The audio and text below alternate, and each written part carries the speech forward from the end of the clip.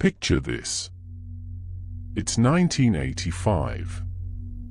10 years have passed since the last helicopter left Saigon. America is still trying to figure out what happened. Why we lost. How we lost. Whether we actually lost or just withdrew. And so we tell ourselves a story. The story goes like this. A man, American, muscular, scarred, dangerous, infiltrates a POW camp deep in the Vietnamese jungle. The camp is called Nuc Hoa. Does not exist. Never did. But in this story it does. The man's name is John Rambo. He is a Green Beret. A survivor. A weapon that the military created and then tried to discard because he was too dangerous for peace.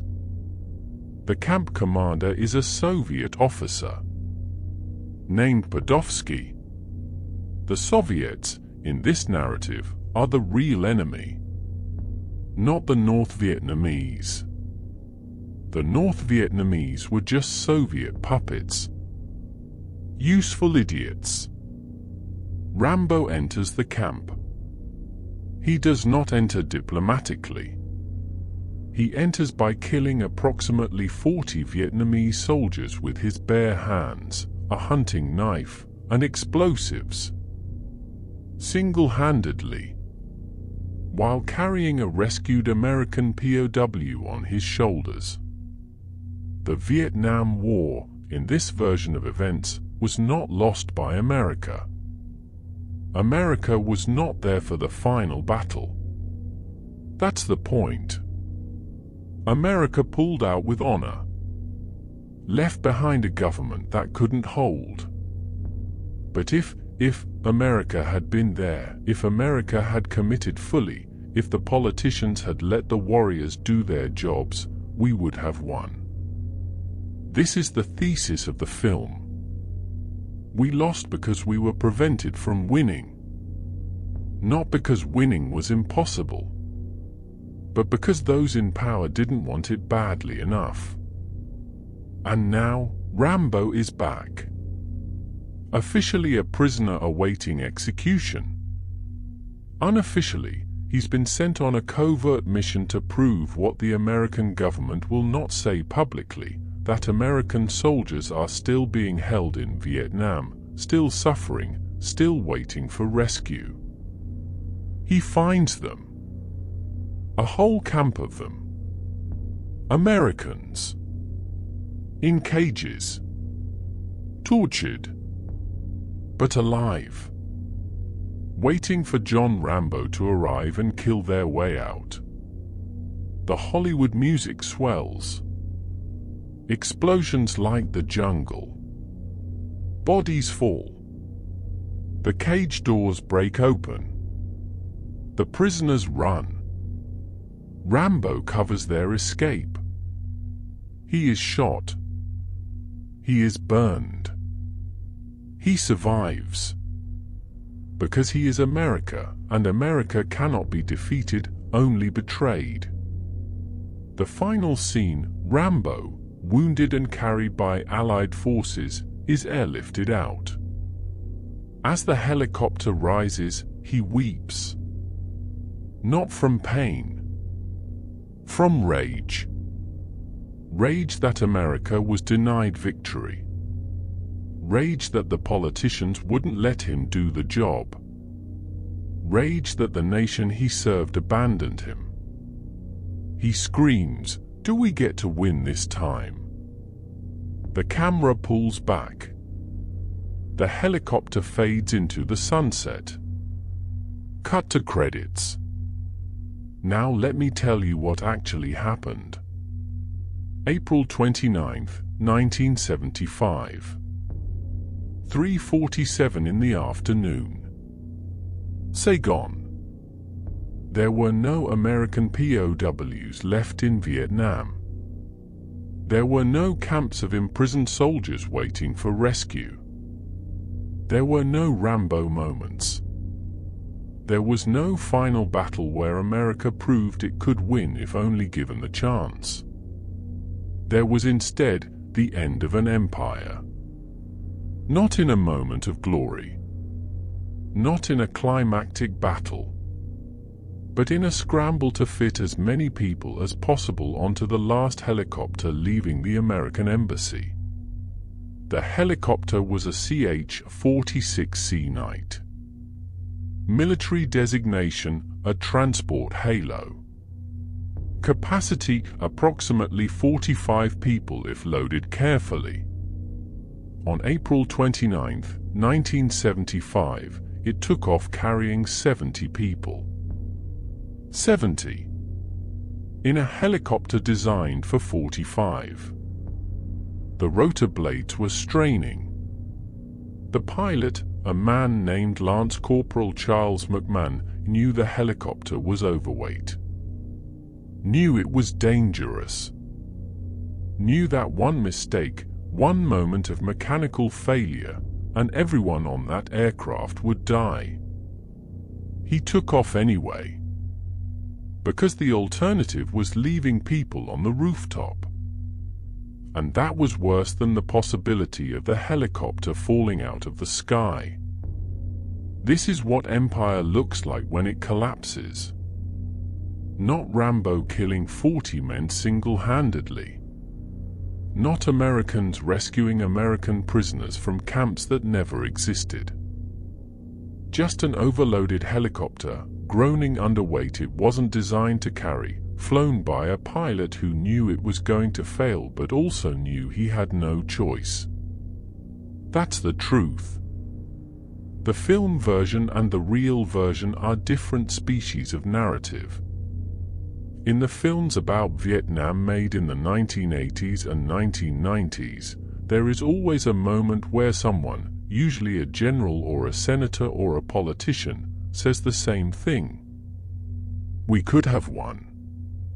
It's a central thesis, a core argument, a wound that won't heal because America keeps touching it. We lost not because we were defeated. We lost because we weren't allowed to win. We lost because the politicians got in the way. We lost because the American people didn't have the stomach for it. We lost because, somehow, impossibly, the richest, most militarily advanced nation on Earth was outmaneuvered by a country with bicycles and tunnels. This is the American story about Vietnam. But there's a problem with this story. It's incompatible with what actually happened. Here are the facts. By 1967, 8 years before the fall of Saigon, the CIA and the Joint Chiefs of Staff knew the war was unwinnable. Not because they lacked commitment, not because they lacked firepower, but because the mathematics were inescapable.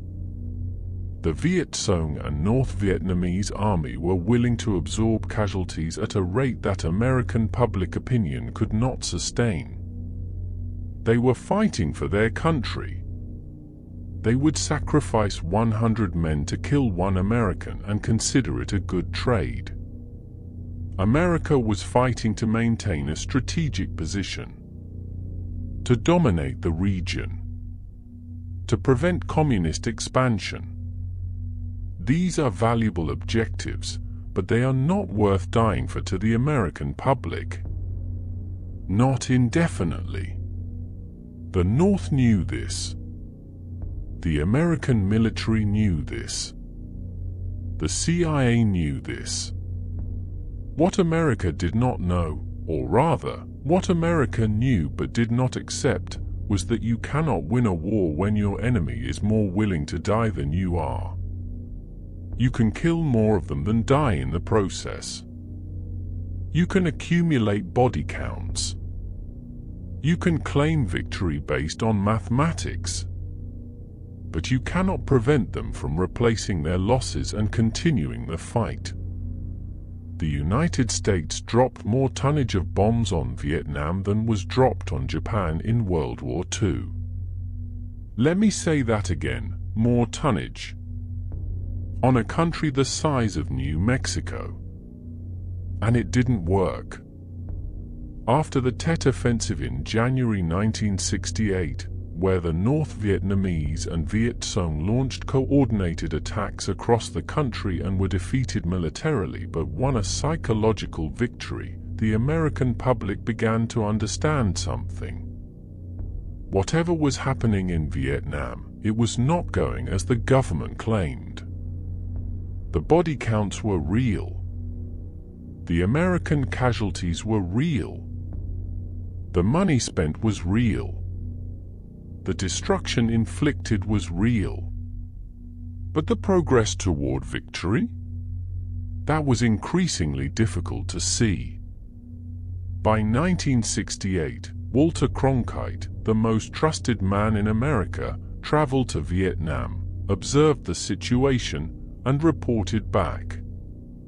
It seems now more certain than ever that the bloody experience of Vietnam is to end in a stalemate. President Johnson watched that broadcast. According to his aides, he said, "If I've lost Cronkite, I've lost Middle America." Johnson announced he would not seek re-election. The war was not going to be won through military victory. Everyone with access to intelligence understood this. What followed was a process of managed defeat. The Paris Peace Accords of 1973, that peace with honor that Nixon announced on television with that tight, lying smile, were not peace. They were a face-saving withdrawal. A way for America to leave while maintaining the fiction that it was a negotiated settlement rather than a loss. Nixon and Kissinger understood this. The accord specified that North Vietnamese troops would withdraw from South Vietnam. They understood North Vietnamese troops would not withdraw. They were already inside South Vietnam. They were already supplied through the Ho Chi Minh Trail. Their supply lines were established. The accord specified that the United States would provide military aid to South Vietnam indefinitely. They understood the United States would not. Congress was already tired. The American public was already skeptical. The money was already running out. What the Paris Accords accomplished was this: they created a decent interval. Kissinger's exact term. The time between American withdrawal and South Vietnamese collapse. The goal was simple: get out before the collapse happens, so when it does happen, America could claim it was not American withdrawal that caused it, but internal South Vietnamese failure. This is what the declassified cables show. The CIA knew the South Vietnamese army was corrupt, poorly trained, and incapable of defending the country against a sustained North Vietnamese offensive. The ambassador to South Vietnam, Graham Martin, kept sending cables insisting that with just a little more aid, just a little more commitment, South Vietnam could hold. But the cables from the CIA station chief, Frank Snepp, told a different story: collapse is imminent. Days. Weeks at most. Both men were reading the same intelligence. Both understood the situation was dire. One wanted to believe it could be saved. One wanted to accept that it could not. The political decision was made to believe Martin. To commit one more round of aid. To promise one more time that victory was possible. And then, Congress said no. By March 1975, Congress refused to authorize any additional funds for Vietnam. At that moment, the decent intervals ended. South Vietnam, in the absence of American military support, faced a choice: surrender or collapse militarily. President Thieu of South Vietnam made the decision the army would withdraw from the Central Highlands and consolidate forces for a final defense of Saigon. It was supposed to be a tactical retreat. What happened instead was mechanical. Once you order a retreat in a war you're losing, nobody stops retreating. The machinery of collapse has momentum. The army doesn't regroup. It disintegrates. In 2 weeks, the North Vietnamese captured 2/3 of South Vietnam. In 4 weeks, they were at the gates of Saigon. By April 29th, exactly 2 weeks after Congress cut off funding, the last American helicopter was leaving the embassy roof. The decent interval lasted exactly 2 weeks. All of this was foreseeable. All of it was predicted. All of it was known. But America had already told itself a different story. A story where America could win if given the chance. Where the politicians were weak but the soldiers were strong. Where the enemy was really the Soviet Union, not the North Vietnamese. Where the war was winnable if only. The Rambo films are the artifact of this story. They are not documents of what happened. They are documents of what America wanted to believe happened. Or rather, what America wanted to believe should have happened. March 10, 1975. Ban Mi Thuot. A city in the Central Highlands. Strategic. Defendable. Supplied. The North Vietnamese send in tanks. Soviet T-54s. State-of-the-art for the era. The South Vietnamese army is supposed to hold. They don't. They leave. They don't retreat. They abandon their weapons, their positions, their command structure. They leave. Why?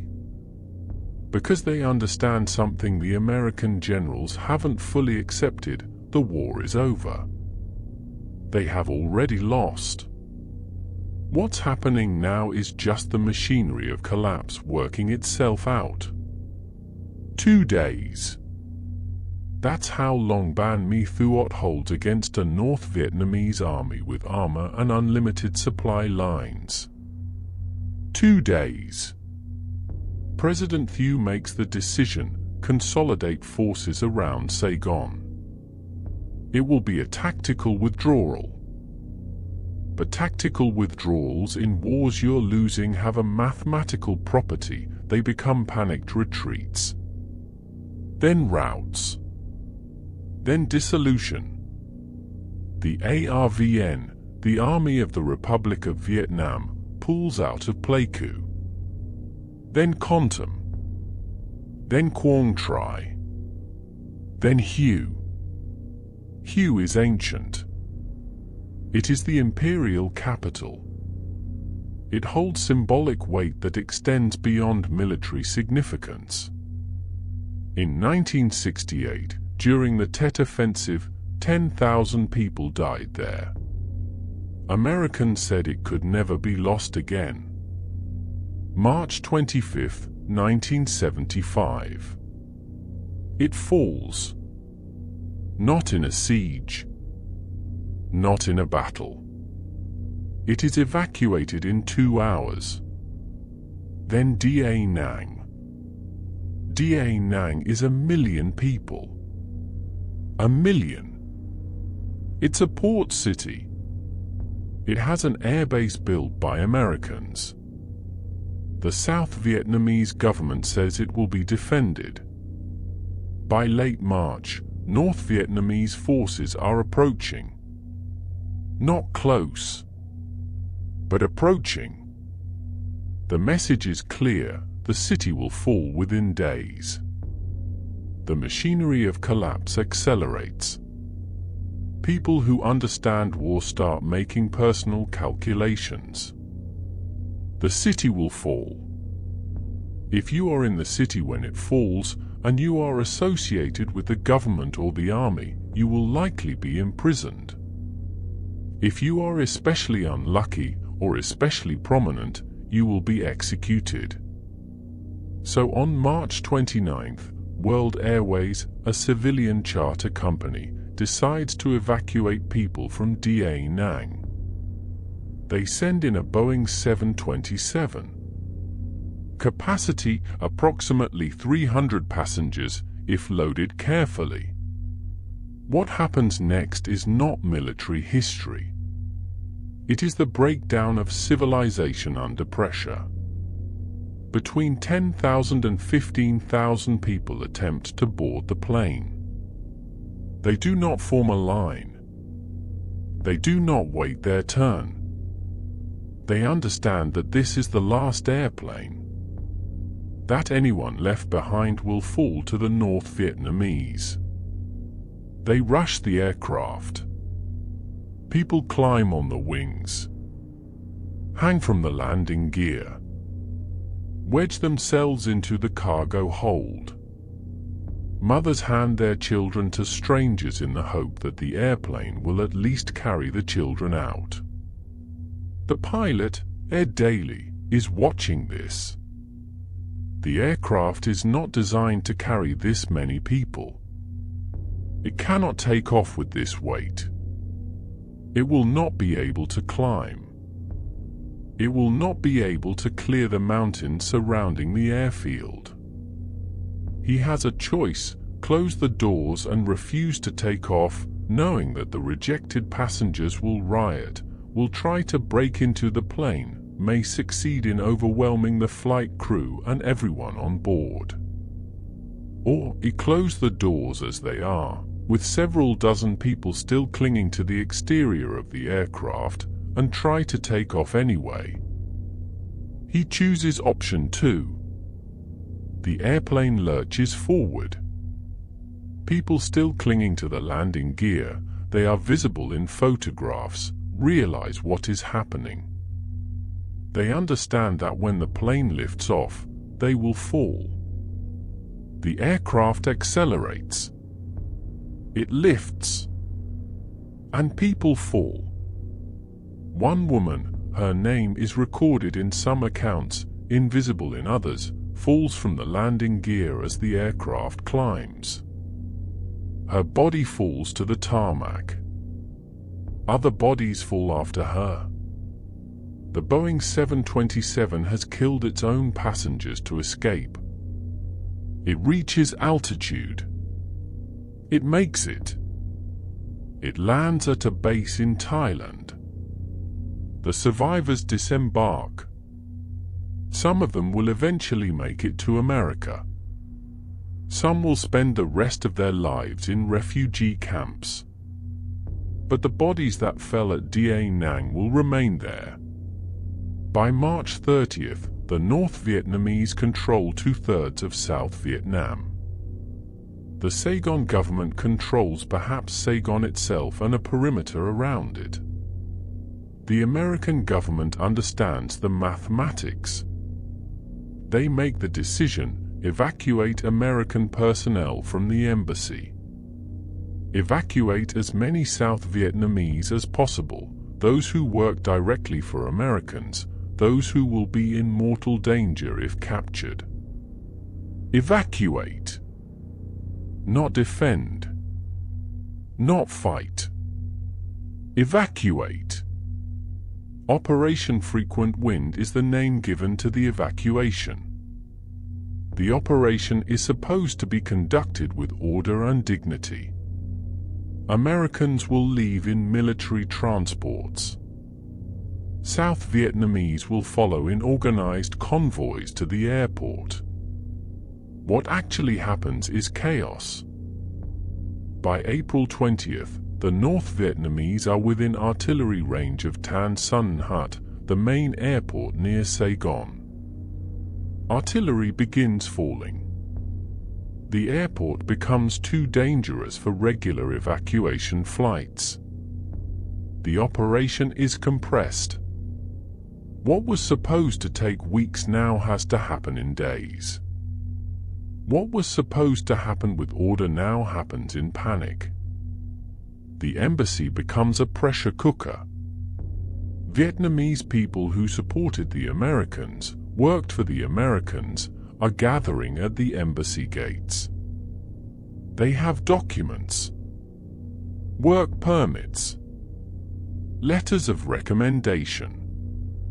They believe these documents mean they will be evacuated. Some will be. Many will not. The embassy has a capacity. There are only so many helicopters. Only so many trips that can be made before darkness falls and operations must cease. Decisions must be made about who flies and who stays. These are not strategic decisions. These are not military decisions. These are moral decisions. And they are being made in real time by people with no good options. April 29th, dawn. The order comes down, finish the evacuation today. The helicopter operations must be complete by dark. The North Vietnamese are close. Perhaps a day away. Perhaps less. The final push begins. Bus convoys race to the embassy from safe houses across Saigon where Vietnamese civilians have been hiding. The buses are crammed. Hundreds of people, all hoping for a helicopter. The embassy courtyard is surrounded by a wall. The gates can only hold so many people. When the courtyard fills, people are turned away. What happens to the people who are turned away? They understand the American embassy is closed. Evacuation is over. The North Vietnamese are coming. Inside the wall, panic dressed as order. Americans handing out evacuation forms. Counting people. Assigning helicopters. Managing the mechanical problem of lifting human bodies from one place to another. Outside the wall, people trying to force their way in. Understanding that the difference between inside and outside is the difference between escape and capture. April 29th, 1975. 3:47 in the afternoon. 22, Gia Long Street, Saigon. The American Embassy compound.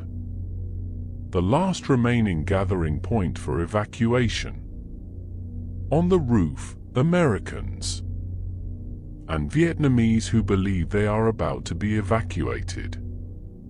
On the ground, in the courtyard, maybe 200 Vietnamese. Maybe 300. Estimates vary because nobody was counting. They were just coming. They saw the gate was open. They saw the ladder going up to the helicopter. They understood what it meant. One more flight. The last flight. After this helicopter, nothing. The ladder goes up. A single ladder. Leading to a single helicopter pad. Leading to a single CH-46C night helicopter with a capacity of approximately 45 people. A CIA officer is at the top of the ladder. He is screaming, 5 more. Only 5 more.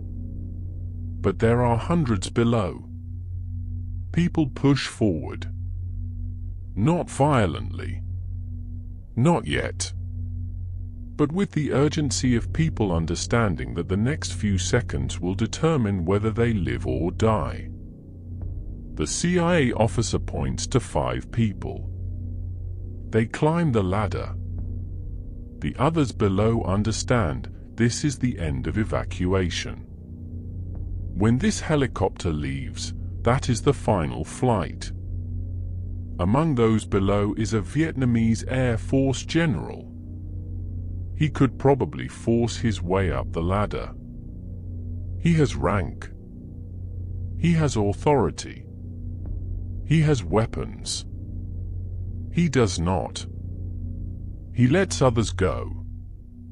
He understands, when the Americans leave, anyone left behind who is military, who is government, who is identified with the defeated South Vietnamese, will be executed.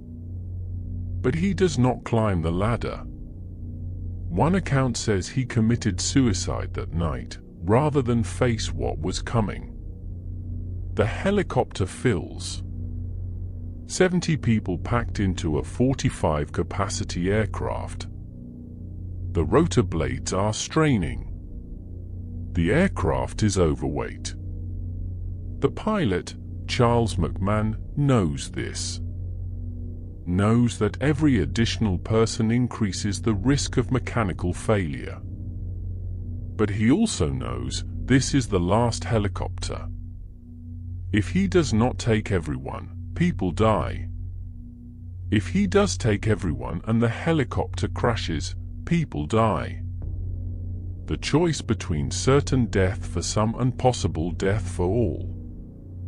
The aircraft begins to rise. Below, the courtyard is still full of people. They watch the helicopter rise. They understand what is happening. The helicopter is leaving. They are staying. One man grabs the landing skid as the helicopter lifts.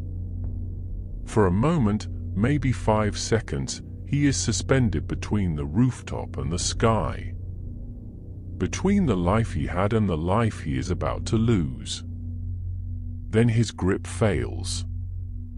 He falls. The helicopter does not slow. Does not attempt rescue. It continues climbing. The decision has been made. The aircraft is full.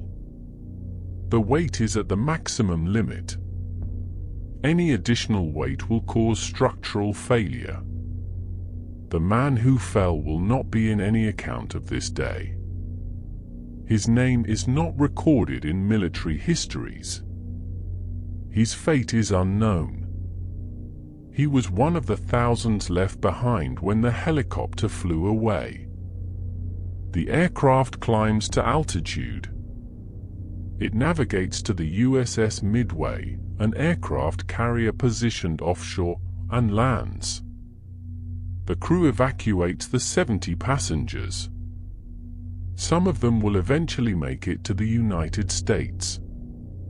Some will spend years in refugee camps.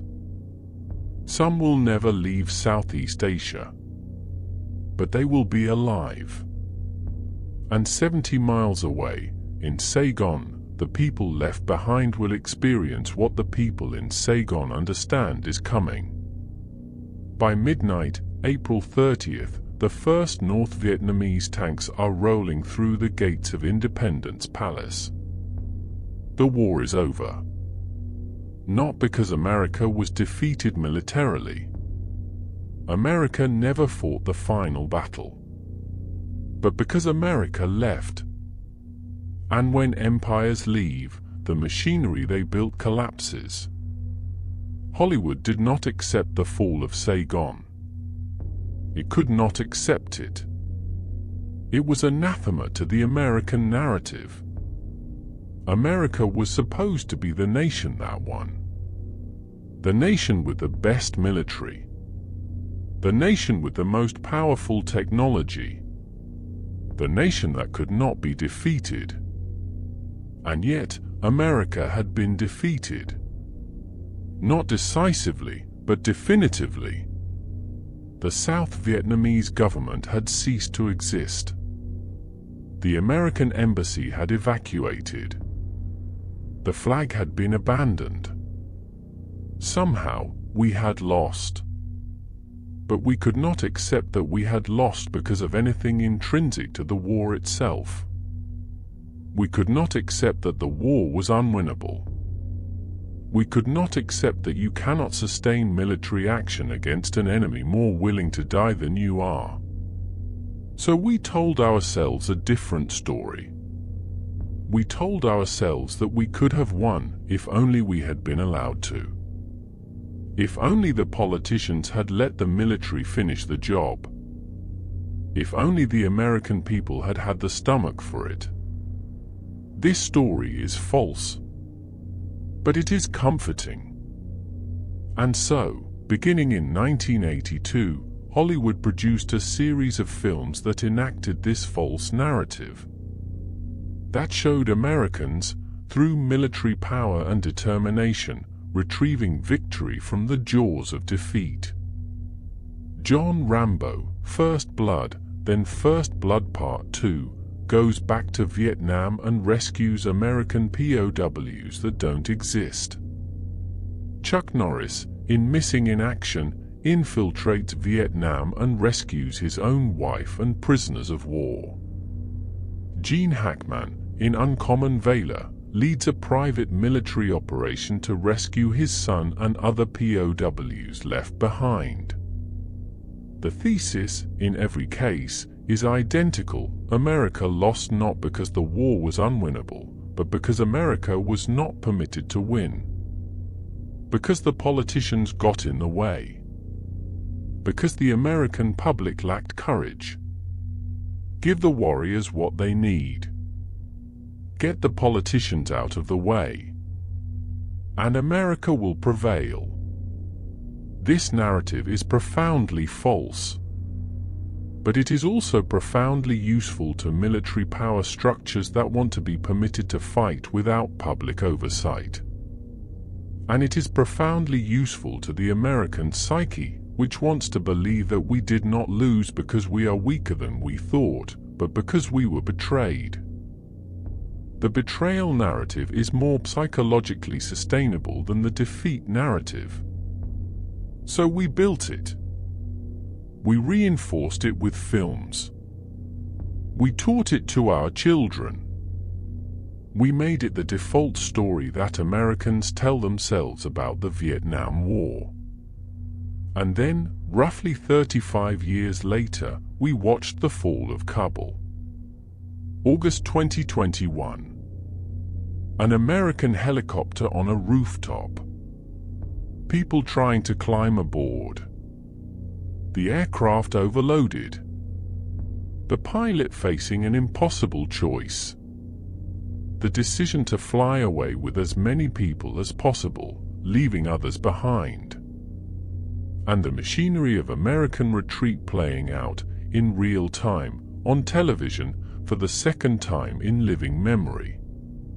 The only difference was, this time, everyone had already seen the films. Everyone knew the story we tell ourselves.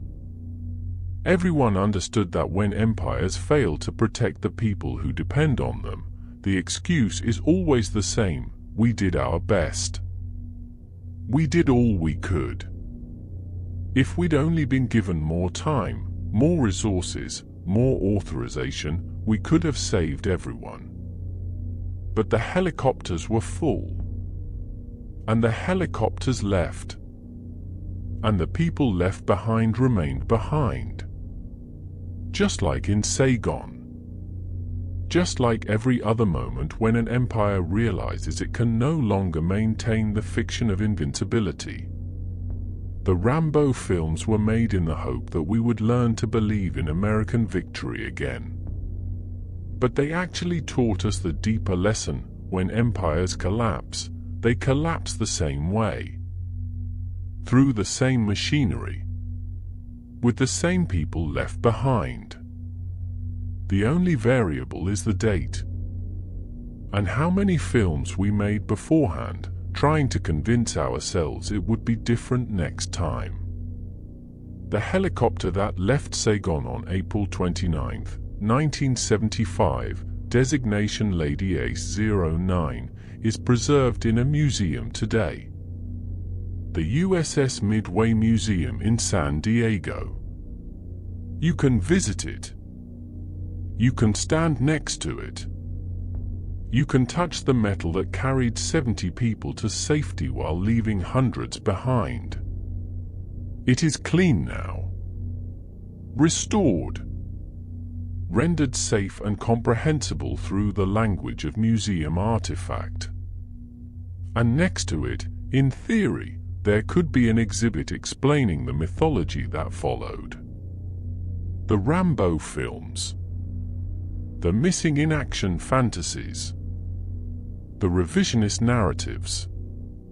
But there is not. There is instead, in the museum, a placard that tells the basic facts. The evacuation. The number of people rescued. The final moments of American presence in Vietnam. It is straightforward. It does not editorialize. It does not make claims about what the war meant or whether we could have won it. It is simply a fact. An artifact. A witness. But outside that museum, in the larger culture, the mythology continues. The Rambo films are still being made. Still being watched. Still shaping how a new generation understands American military power and American failure. Because we have not learned the lesson that Saigon should have taught us. When an empire builds a mythology about its own invincibility, it is preparing the ground for its own collapse. When we tell ourselves that we can always win if we commit enough force, we are setting ourselves up to discover, in real time, that commitment is not the primary variable. The primary variable is, can you sustain public support for indefinite military engagement against an enemy that is more willing to die than you are? The answer is no. And every time an empire learns this lesson, it seems to forget it and has to learn it again. Saigon taught it in 1975. Kabul taught it again in 2021. And the cost of the lesson, in each case, is measured in the people left behind when the helicopters fly away. The question that every empire avoids asking is this: what is the purpose of military mythology? We tell ourselves stories about heroes who win. We make films about warriors who overcome. We construct narratives where commitment and determination can overcome any obstacle. And the purpose of these stories is not to tell the truth about war. The purpose is to make war psychologically sustainable for people who are not fighting it. A soldier understands the truth: war is contingent. War is probabilistic. War is won or lost based on factors often outside your control. You can be excellent and still lose. You can be committed and still die. But a nation cannot sustain war if the public understands this. So the mythology is constructed for public consumption. The mythology says our side is better. Our warriors are stronger. Our technology is superior. We will win. And when the war ends in a way that contradicts this mythology, when we don't win, when our technology is insufficient, when our warrior strength cannot overcome political reality, the mythology adapts rather than dies. The mythology shifts to, we could have won if we'd been allowed to. We lost because of internal betrayal, not external defeat. This preserves the fundamental lie that we are invincible. And it prepares the ground for the next war. And the next. And the next.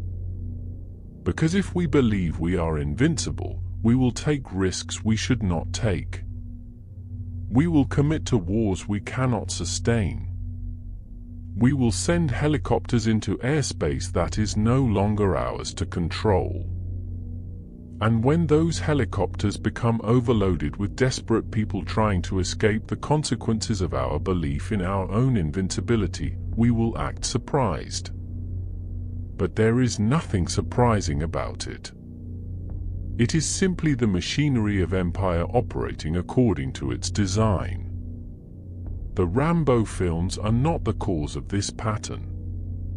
They are the symptom. They are what a civilization produces when it needs to believe in its own victory more than it needs to understand its own defeat. April 29, 1975. April 30, 2021. Two dates separated by 46 years. Two helicopters separated by 4 decades of technological advancement, but identical in every structural sense. The overloaded aircraft. The people left behind. The machinery of empire in its final, honest moment, stripped of mythology, reduced to mechanics, unable to save everyone. And the survivors will carry that moment with them. Will teach it to their children. Will understand, for the rest of their lives, that empires make promises they cannot keep. But the empire will tell itself a different story. The empire will make films. Will construct mythology. Will ensure that the next generation is taught that failure is not intrinsic to the system, but external to it. A matter of political will. A matter of public commitment. And the next time a helicopter flies away overloaded, the empire will be surprised. But it should not be. Because this is not a new pattern. This is the pattern. This is what empires do when they run out of the power to maintain the illusion.